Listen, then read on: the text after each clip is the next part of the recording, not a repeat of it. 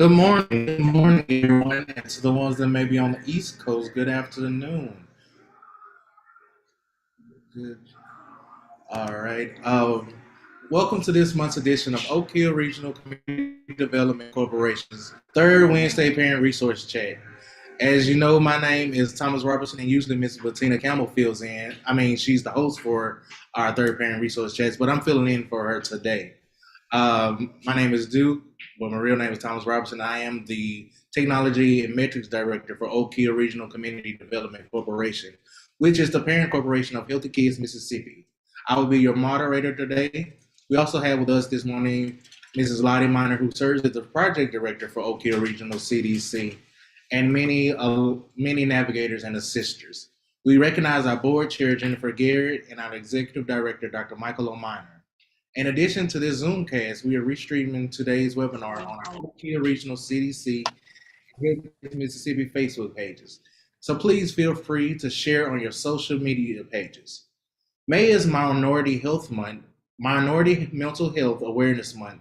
So today we have with us our friend,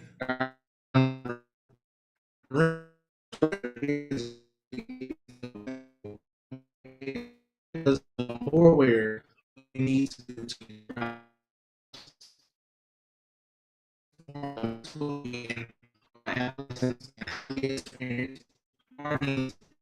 work can help them to thrive and survive. Also, he will share some resources with us. However, in case we have some new listeners, just a bit about Dr. Vereen. He is currently the director of the University of Michigan Substance Abuse Research Center. Dr. Vereen is a public health psychiatrist who directs community-based research activities and public health research in such areas as drug abuse, addiction, mental health, violence, and HIV and AIDS at the University of Michigan School of Public Health. Dr. Vereen is a former medical officer and special assistant for NIDA, NIMH, National Institutes of Health, and former deputy drug czar, Office of National Drug Control Policy for the White House. Dr. Vereen earned an A.B. degree from Harvard College, an M.D. from Tufts University School of Medicine, and an MPH from Harvard School of Public Health.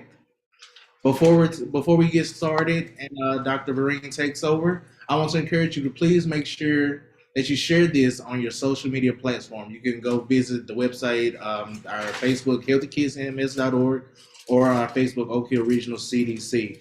Then make sure you have your paper and your pencil ready to write down any questions or concerns you may have. We will try our best to get to those questions at the end of Dr. Vereen's presentation. So thank you for joining us today, Dr. Vereen. I'm excited to hear what you will have to share with us today. It is in your hands. Well, good morning. Can everybody hear me? Yes, sir. Okay, wonderful. I'm really excited to be here, and I have to make a couple of disclosures. The first is that Mrs. Bettina Campbell twisted my arm. She really forced me to come here. And of course, you know that that's not true. When she called and said, could you pull some things together that would be helpful, I really look forward to the chance to be here again.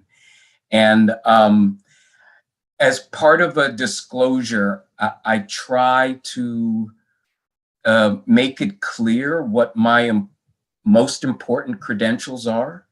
And the first is that I'm a dad. I'm the father of, well, there are 2 grown children. They're 29 and 26. But I'm also a husband. I'm a son. I am a brother. I'm a brother-in-law. And all of those things are important. I know I'm being asked to come here as an expert, but I want you to know that the expertise is seasoned, if you will, with what there is in real life. So I'm going to show you some slides that may look pretty technical, but it's all in the service of helping us understand better adolescent mental health. And so with that, I'm going to go through a lot of information quickly so we can maximize our time to have questions and comments and discuss. And if we don't get through everything, I've been assured we can come back and refocus on certain things or talk about topics that are related to this. So I'm going to share my screen.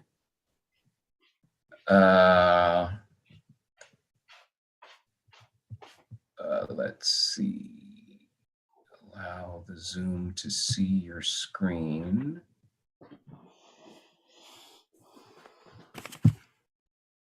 There we go. But I've got I can't see on my screen yet what it is I need to, there we go.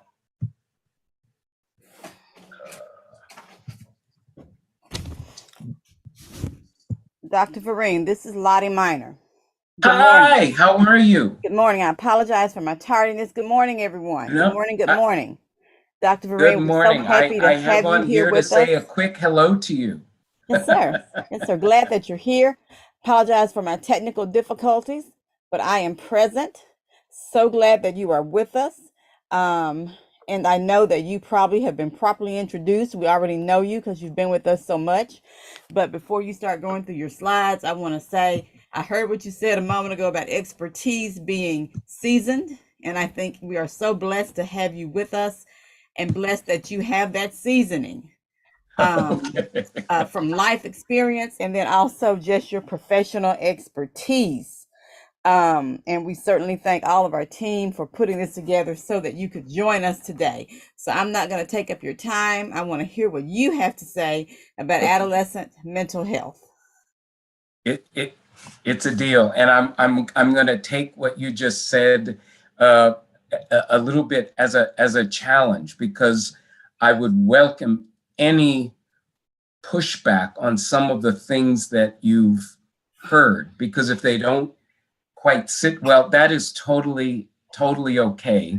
That's partly how we learn. And the other thing that's part of my full disclosure that I didn't mention is that when I'm giving a presentation, a part of my goal is to learn from the group that I'm interacting with. So Certainly. if I don't learn anything today through your questions or anything, then I haven't done a good enough job in the presentation and interacting with you. Certainly.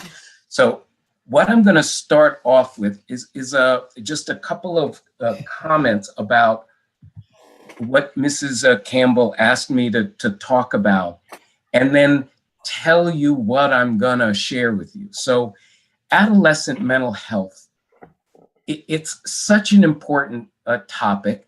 I'll point out that we're talking about this today in 2023. This was not a topic that we were talking about 50 years ago. We could have been, should have been. We knew that, you know, our young people were going through some tough times because the whole country, our parents were going through a tough time in the early 60s. I would argue that they're just as different now, and that context is very important as we think about our adolescents, our young people, our future adults, our future colleagues, our future grown children, and mental health as opposed to mental illness.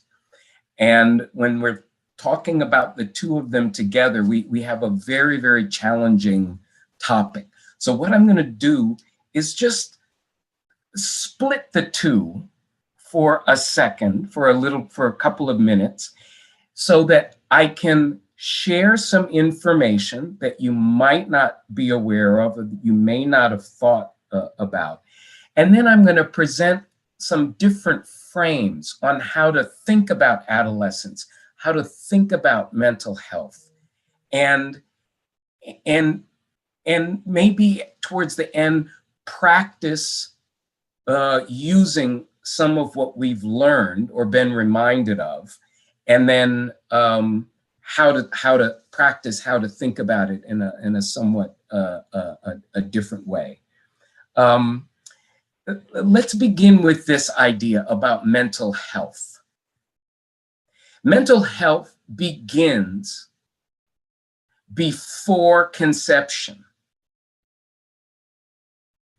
Now, you see that I put a brain in the background of my presentation here. That's because it's really important not to forget about biology, but our brains is what allows us, our brains are what allow us to act, behave, to feel wonderful about life, to contribute to our communities. But it is also the locus, it's also the focus of mental illness. And it's the brain that we're going to work through to maximize mental health. So before conception, if you have a healthy, that's mentally and physically, mom and dad, you're much more likely to be born mentally healthy.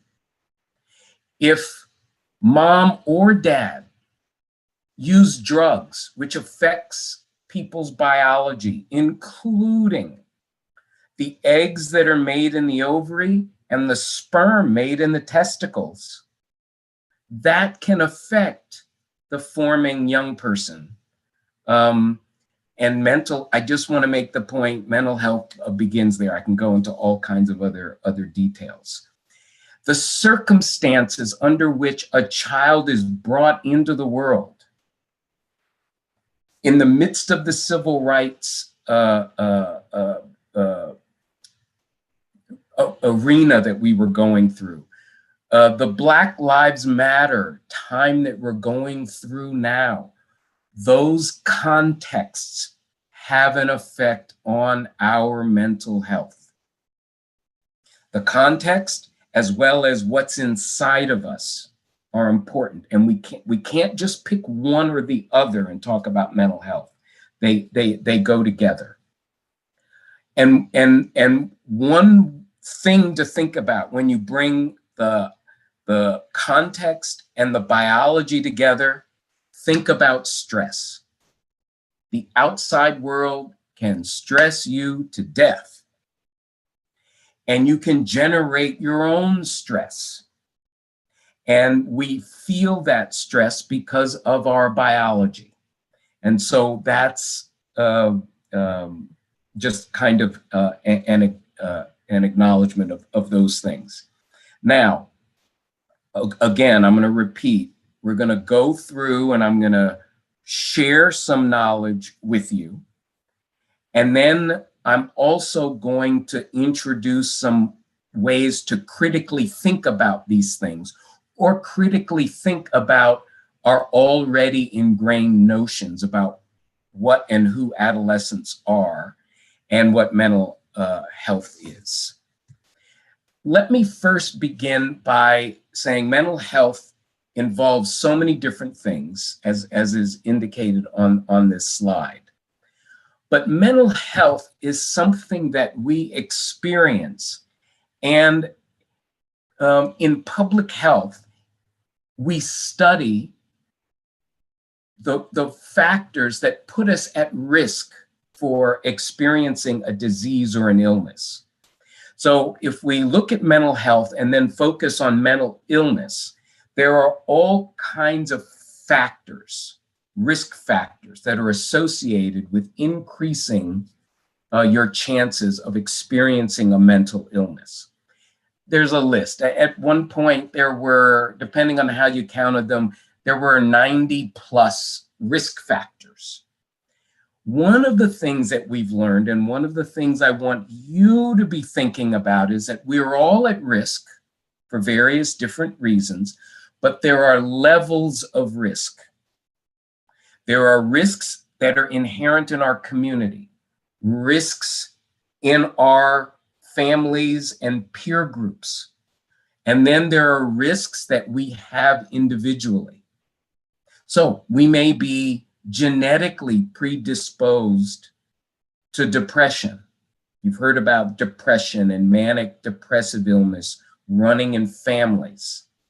Well, if that's true, if there's a genetic set of risk factors that a young person inherits, they're going to see those genetic possibilities show up very early in their lives. One of the most important points, in case you were not aware, all major psychiatric illnesses develop, and you probably will see them very clearly before a person becomes an adult. You see the signs of schizophrenia, manic depressive illness, depression in young people or their early adulthood years. And that's why adolescent mental health is so important, because if you're aware of that information, you'll know to look for it. Now, we're not taught that, but I'm telling you, most mental illnesses will show up well before the person is 25, when they're still adolescents. And by the way, the definition of adolescent seems to be extending out. You know, we look at our children and it seems like they don't grow up completely until they're in their 30s. One of the definitions of adolescence adds or includes financial independence. And given the economics of our lives today, it's difficult for our children to be out there and economically independent. And so I think it's not unusual for some of us to be, you know, helping out our kids, even if they have young families, helping out the young families well into these folks are in their 30s. And we're going to skip over this. It's just another talk about risk factors.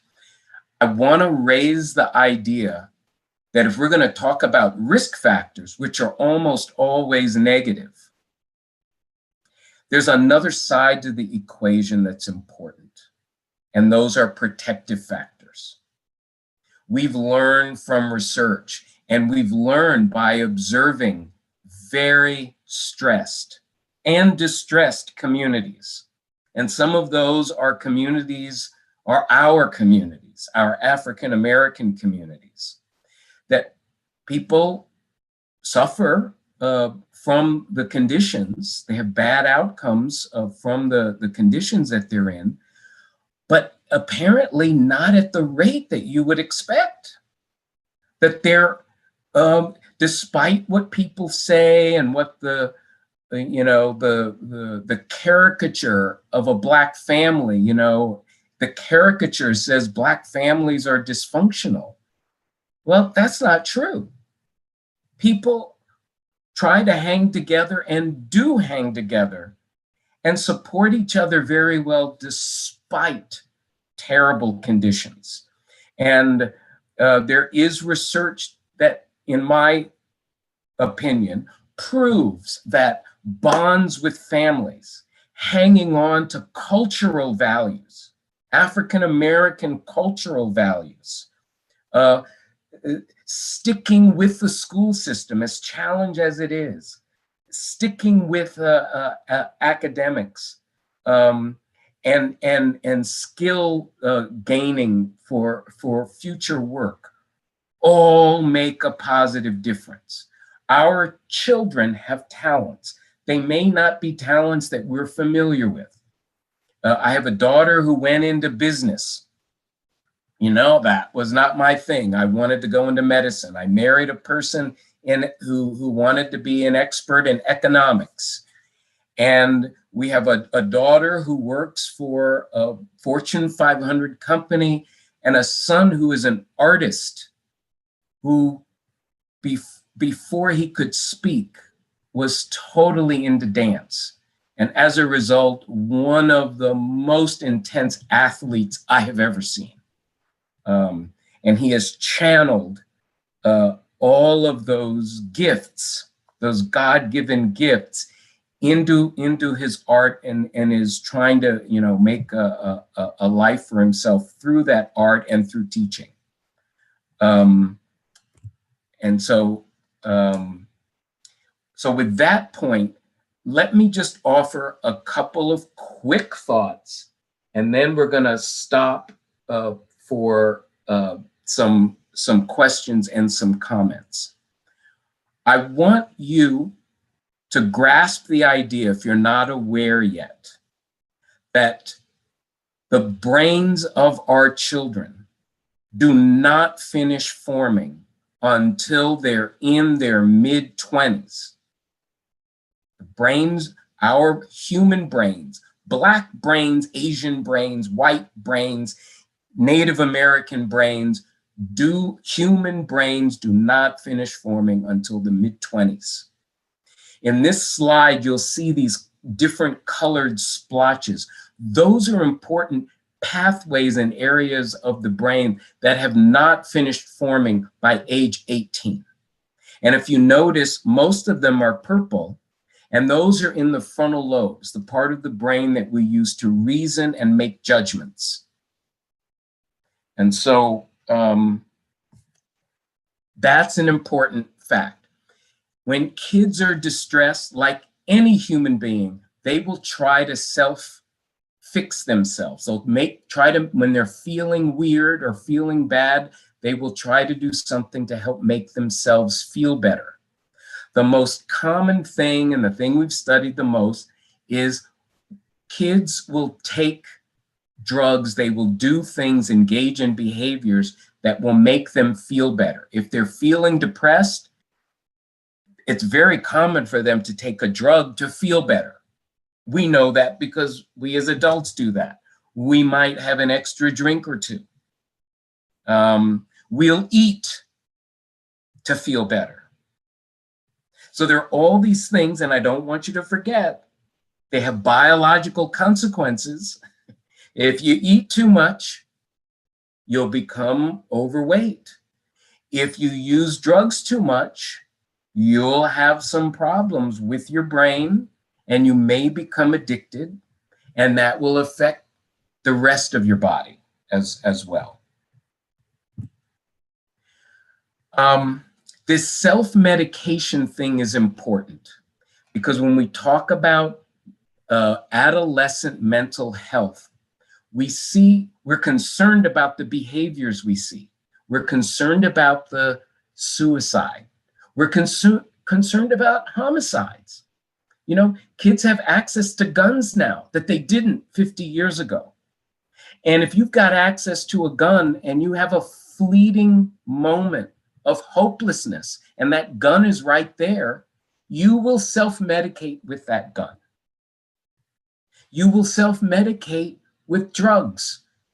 Tobacco is in the community. Tobacco is a great anxiolytic. It can calm you down. It also makes you a little sharper if you want to be able to do your work, and it's not as dangerous as cocaine, which certainly does that as well. But I want to show you and to make this very important but complicated point.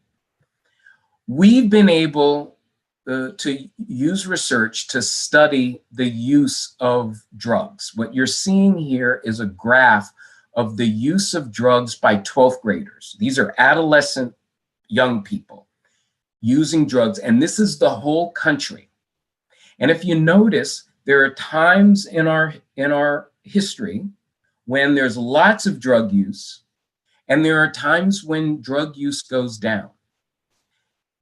This picture of drug use is a proxy for self-medication.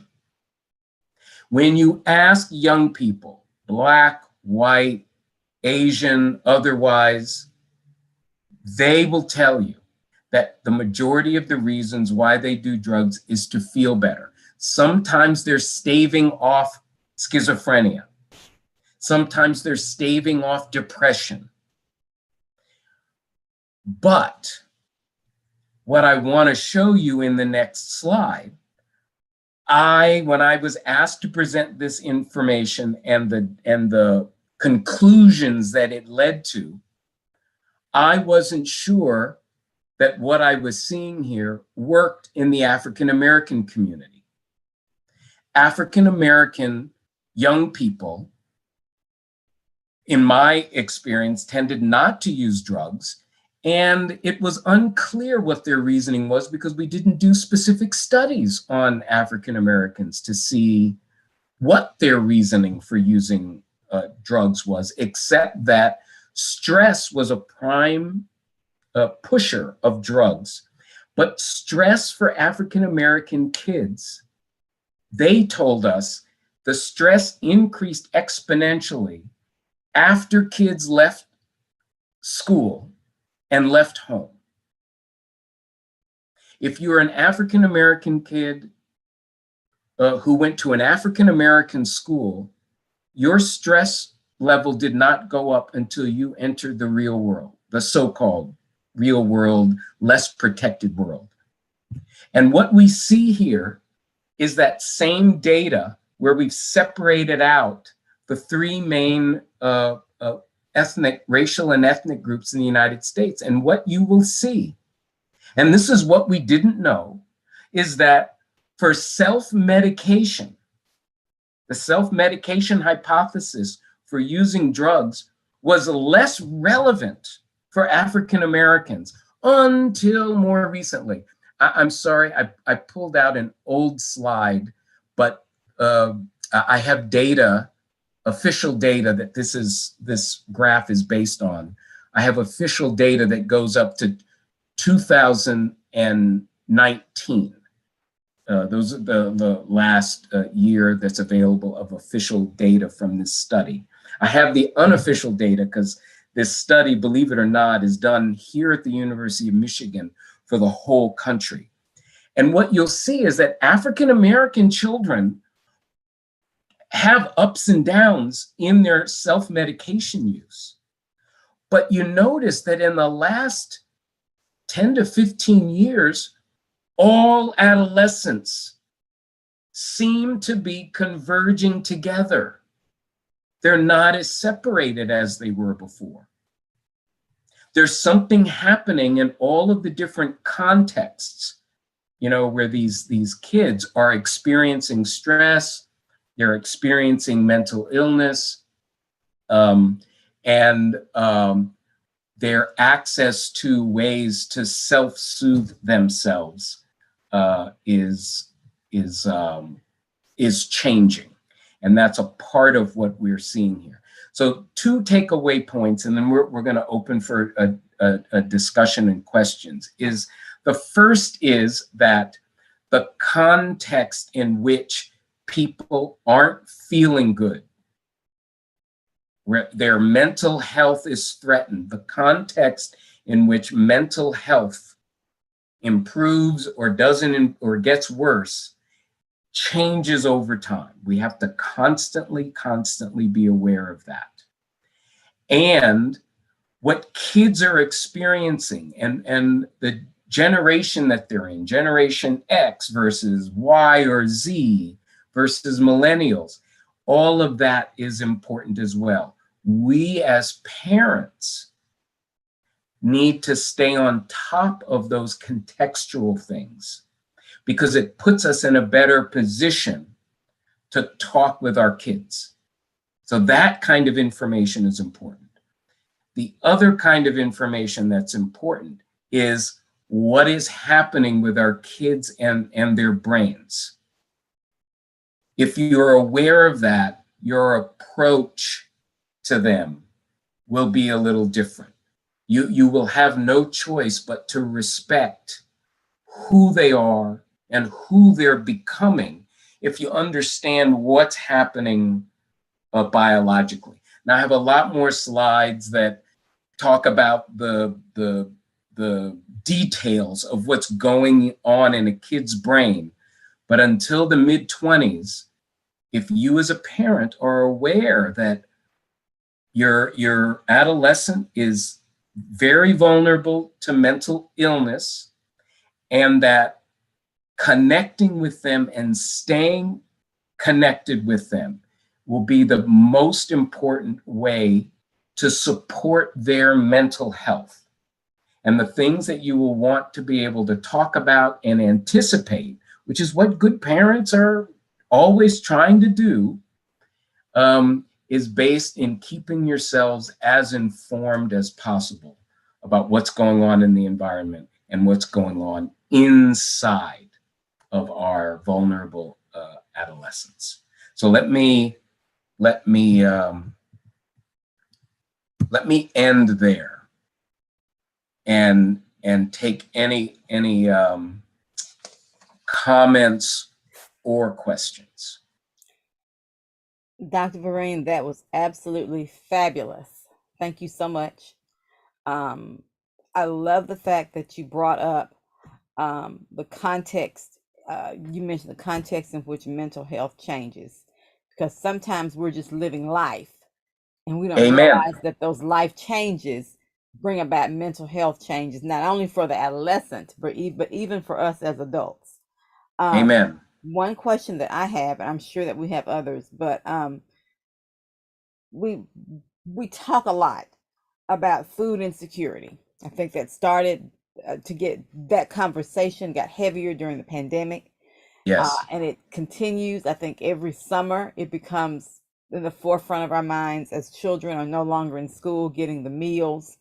I think it should be in the forefront year round, but that's neither here nor there. But talk to me about how nutrition, if that is one of the things that play into mental health changes with our young folk. I think about the number of Head Start parents who watch this video, either who are watching now or may watch it later, and members of our team here at Oak Hill Regional CDC who work for Head Start, and they on a daily basis deal with those children, and they see hungry children every day, and they come in and they meet that need while school is in session. So excellent question, and it gives me a chance to reinforce these not only buckets of information, but how to think about what's going on. First of all, you and I and everyone knows a hungry child is not in a position to be learning nothing. Right. They can't. Their brain cells are being starved because there is not enough glucose going to those brain cells so they can learn. Because that's why they're in school. They're supposed to learn certain things that will help them later in life. And those things relate to manipulating numbers, being able to decode words so you can read the Bible. And school is also important in teaching kids social skills because there are certain rules that you have to live by. Well, your brain is figuring out, oh, I better sit still. And that's not because the teacher's gonna whack me, although teachers don't whack students anymore. They Yeah. realize that the things that they want to be able to do in school, they can't do if they don't follow the rules. That's true in life. You're going to have a tougher time in life unless you follow the established rules from our society, our local society, and our culture. And you learn those things in school. So there's a biology issue there, and that's why we should be thinking about that first. It's just so basic.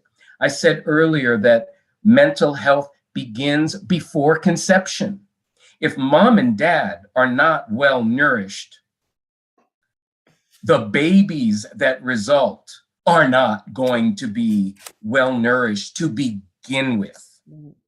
The second thing I want to say about food insecurity and nutrition, and I don't want us to forget this, what happens around the dinner table is just as important as the nutrients that are going in the mouth, in the stomach, through the liver, out into the body, to the brain and the muscles. Just as important is that the love, the caring, the wisdom, the discussions, the disagreements that happen over the mealtime when, doesn't happen for all of us all the time because people have jobs with different hours and things, but certainly on Sundays, if folks aren't working, you come together for that meal, and that is just as important as the nutrition.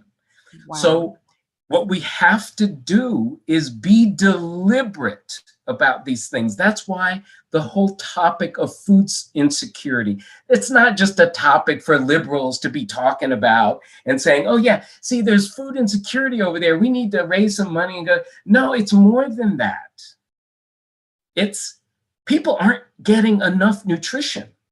Their lives, their physical lives are at risk. And the kids are even more vulnerable than the parents, than the adults. And then we need to be deliberate about, okay, in school, when you're getting the food, we need to be clear that every kid gets it. And we need to pay attention to the stigma of, oh, well, some kids are getting it and others aren't. No, we need to be deliberate about what's important here. It's the nutrition, and it's also what goes along with that. In our society, we put something with that nutritional set of exercises, we call a meal. Wow. There's some social things that go on as well that I would argue are just as important. Wonderful. I can give a separate discussion about nutrition because there are some very important points to be made there, but I'm sure everyone gets the importance of the biological, physical importance of nutrition. Wow, that is phenomenal. Yeah, that's so true. I've even seen adults, I think, who suffer from the same thing. If they're a little hungry at work, the functioning is not going to be there. Especially the boys. Absolutely. Absolutely. Because we're not as good with handling our feelings as girls. And you mentioned the dinner table. I think that's a factor, because does the dinner table really exist, I would say, on any day other than Sundays? I don't know if it really happens in some houses on Sundays, but you find people with busy schedules, even our children, who participate in all these different activities that certainly have their place. I think sometimes we go too far with the activities, but Amen. Everybody's on a different schedule. Do families sit down and eat? I think that plays a lot with mental health, because as you said, that's going to give them an opportunity to talk. But if that sit down meal never ever happens, and I'm not saying it has to happen every night, because life is different from how it was in 1973 or 1963 or 1953, but at least a couple of times a week, everybody at the same table without this thing in their hand, but actually Yep. talking to each other to help talk about what's going on up here. I And think that gives you an opportunity for parents to to parent. figure out, because you know now that mental illness is much more likely to show up if it's going to happen before 25. It gives parents to say, how are you doing? Now, the kids, I will tell you, this is to follow up on your point, they're not going to be the most talkative. Mhm. So let me offer this. Refrain from asking, how was your day in school today? That's so Because they'll cliche. just say, oh, it was fine. They're not going to give you an answer. It may take too much work. I mean, just I'm not giving them an excuse for not answering you, but it may be too big a question for them. So what I learned from my kids was I said, well, what happened? And then my kids would say, oh yeah, there was a fight or this happened. I said, well, are you okay with it? Yeah, yeah, yeah. And then one day my daughter said, otherwise it was the same boring day. So what I did in the future was I said, so, okay, so how boring was school today? Wow. And she said, well, actually, it wasn't that boring because what I learned in African American history, and it was always the African American history class that gave her a bump. And I thought, oh, okay, because some people had trouble with the teacher. And she wasn't always the most organized, but you know what? She got the kids' attention. And our daughter, so if the day was a 2, I just skipped the question. But if it was really, really boring, then I would ask, well, how did it make you feel? And that's when parents get a chance to say, oh, so you were feeling kind of low today. Okay, you know, when I'm low, I listen to music. And you're meeting the kid halfway. I think it's really important. This is a point I wanted to make and didn't have a chance earlier. When we're interacting with our kids, we must listen. We must listen to what they say. And we also must respect them. If they don't want to talk, we should honor that to a certain degree. But keep in mind that when we ask questions, what is it we're doing? Are we badgering? Or are we caring? So if we care about what's happening with our kids, remind yourself, I'm caring. And there are other ways to care besides asking pointed questions. So if you want to care, then you need to think to yourself, well, okay, well, what can I do besides pepper my kids with questions? I can relate. I can share an experience. I can share what I do. And the kids would say, yeah, but Mom, you listen to that old school stuff. That's fabulous. Yeah, makes a world of sense. I Yeah. think Sister Bettina has her hand up. Sister Bettina, would you like to go ahead and speak? Oh, Well, and hi. that is Dr. Tamra. Yes, it is. I just want to thank Dr. Vereen for this amazing conversation on mental health because he brought up some very, very important points. And that is that, first of all, like he talked about, the family structure is one of the most poignant protective factors in identifying adolescent mental health. And I think that once we begin to continue having conversations like this around mental health, and I like to consider mental health a spectrum of wellness to illness. And once we begin to have Amen.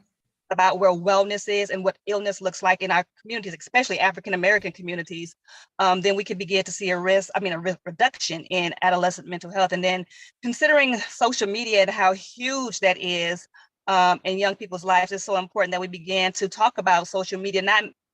I can understand that we want to limit it, but sometimes it's just not a realistic option. But using social media as a tool, a teachable tool, and talk about some of the things, because the access that these young people have is really incredible. And it's very fascinating how so many of them want to be influencers and all of these things that they go through to try to, gain a certain status. So parents being aware of that, but also parents addressing their mental health. I mean, and normalizing the fact or naturalizing the fact that it's okay not to be okay. But what does that look like, right? And then what tools do we have in place? What self-care options do we have in place? Because when a parent's mental health is not there, the child's mental health is going to be very challenging to be there. And I know that it can be situational, it can be adjustment disorder, it can be all of these different types of things, maybe not necessarily inherited all the time, but it's so important to kind of understand the context and framing of which these things come from. And one thing that was also very important, and I really appreciate Dr. Vereen for saying, is that mental health begins far before that child is in this womb, in the world. It begins in the womb, and maternal health is very important. So that prenatal care, and then we can get into ancestral imprints and all those things that are passed down in the biochemical structure, the energetical structure. And so I just wanted to kind of just chime in and just say, thank you, Dr. Vereen, for having this conversation. It's so very important. And I hope we all take away the fact that mental health on the spectrum of wellness to illness is very important for all of us. And so the better we are, the more healthier we are, the healthier our children can be. And that was it. Thank you. Yeah, Thank you. amen to that. Perfect relationship to the information I was trying to present, because what you just heard was a way to think about these important issues, and how to think about them and frame them. And that's really probably the most important thing that I could say. Let me make a reference to a question in the chat about childhood depression and the first signs of depression, and not just thinking that it will go away. My quick, and this is by no means the only aspect of the answer, but for most of our kids have access to pediatricians. And you don't have to wait for a child psychiatrist or something like that. You can take or mention to your pediatrician that you're concerned about depression in your child, and a conversation will start. Now, I could go through the signs and symptoms of depression, and I will in a future, if you would like, in a future discussion. However, in kids, and this is true of people, in their 80s and 90s, when they're depressed, they don't show the signs and symptoms in the same way.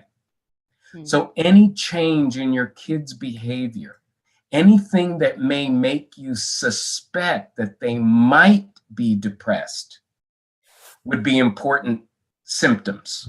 And they're going to be different for each child. And the important thing there is to connect as soon as possible with the people and the system that is in the best position to offer you help. So that's going to be the pediatrician. The second thing I want to say about that connection is that don't be afraid of the diagnostic label that you may get from the pediatrician or whomever the pediatrician may send you to. The purpose of that diagnosis, even in this day of impersonal, sterile medical care, is it outlines a set of interventions that are supposed to work for that diagnosis. And that's what you want for your child. You want these choices of things that are going to go in and help you better understand what the mental illness is or what the mental health challenge is, and how to treat it or how to make it less of an issue. That's what the diagnosis does. We know there's stigma attached to these things, But again, just like the presentation today, it's knowledge and it's context. And you need to use those things together. Use the knowledge of a diagnosis, the context of school and family and outside of those spheres to work together to help neutralize the brain disease of depression.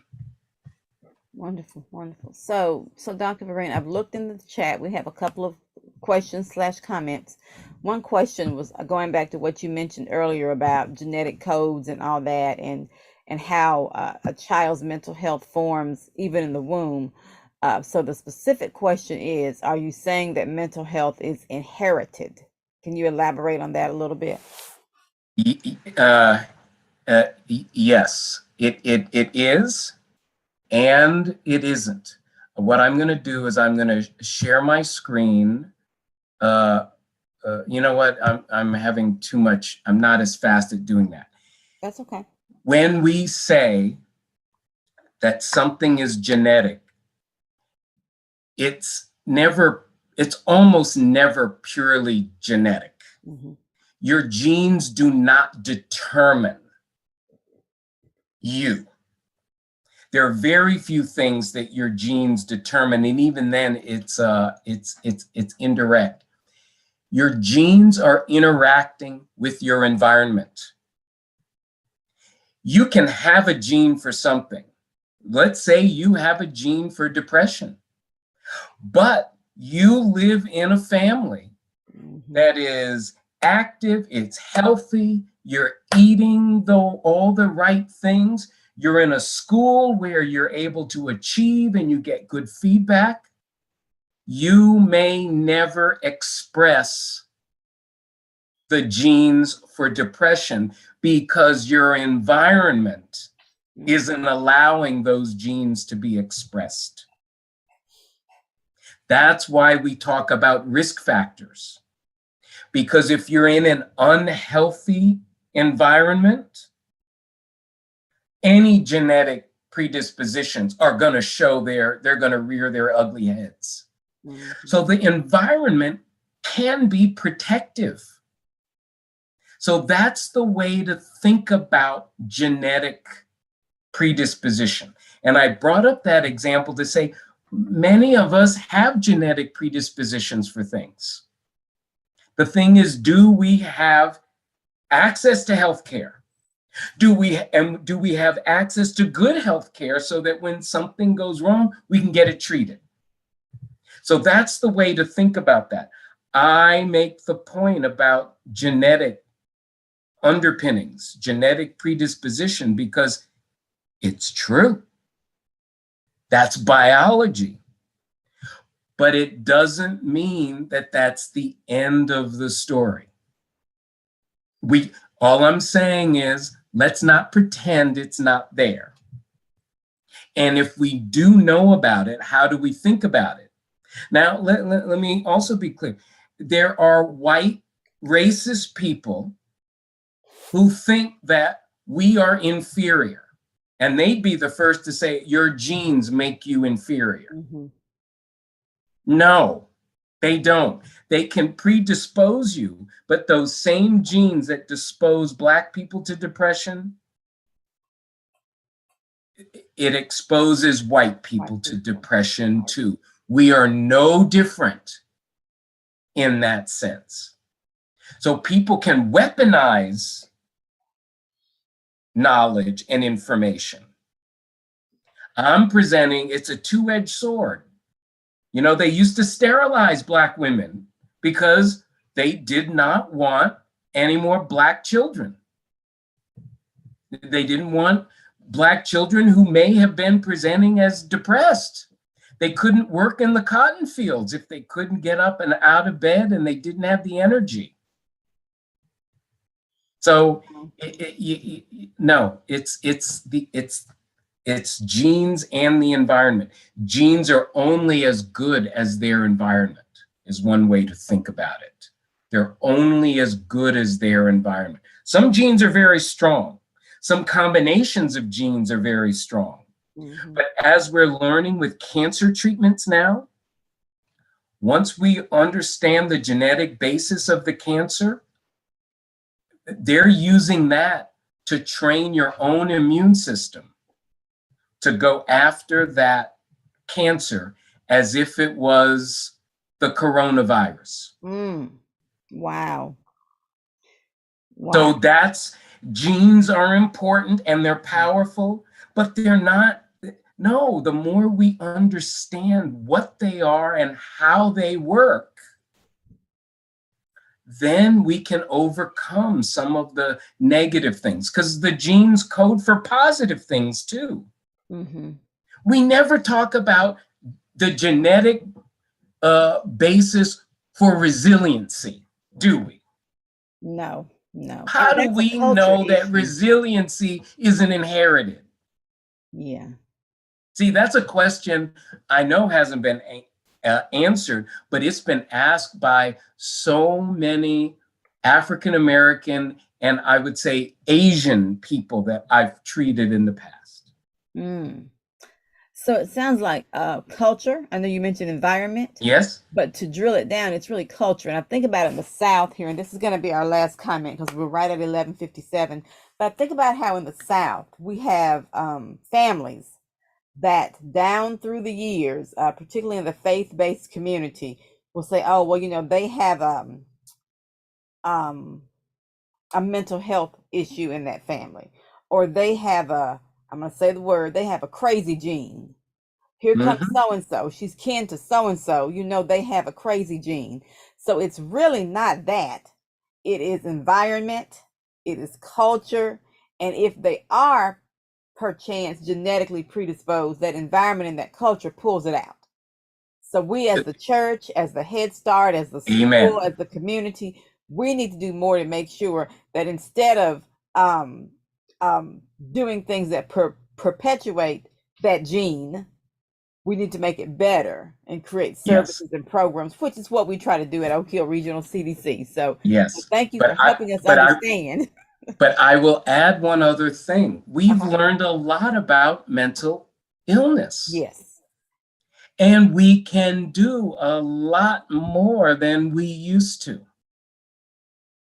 So if we take the issue, for example, like attention deficit disorder, Mm-hmm. you can give these kids an amphetamine pill and it will help the vast majority of them like that. Yeah. But you could also put them in a smaller classroom, Mm-hmm. Mm-hmm. which is a challenge now because schools don't have the resources to have more classrooms with smaller numbers of kids. Right. And you get the same effect. Mm-hmm. One-on-one attention, a little tender loving care. There you go. Absolutely. Mm-hmm. The research says that both, when you're applying them together, work the best because the brains of kids with ADD, their brains are different. Their brains are, in fact, different. Mm. And so there's a biology there that we've learned. But we can affect that biology biologically or socially. And what works best is when you do both together. So if you have a genetic predisposition and you've got a good environment, the two of them together are going to be the best at dealing with that gene. Wow. Wonderful. Thank you. Last comment in the chat from Sister Bettina mentioned the role of spirituality. Yes, Spirituality, I know, can be a blanket term. The faith-based community, regardless of what that faith may be, can play a positive role in that and in helping that spirituality to grow, whatever our faith base is. That makes all the difference. And we see, because of individuals like you helping us to understand mental health, that churches and other houses of worship are better embracing mental health issues instead of keeping it taboo. I remember 3, 4, 5 absolutely. years ago when we started talking about these subjects, in every conversation we talked about how in the church mental health is so taboo. But I think these last few years, particularly with the pandemic, we have learned, okay, this is not a hush hush subject. Let's put it on the forefront. and use our spirituality to help these folks get better. Prayer, meditation, whatever it is, it does work. You know? I will absolutely, it does, and I'm agreeing, and I'm going to offer the following evidence. Okay, I didn't get to the slides that's okay. about well-being, and pleasure is the most primitive aspect of well-being. There's a biological basis for that. There is a part of our brain that puts the rest of the brain in a different mood, if you will, when it is moved spiritually.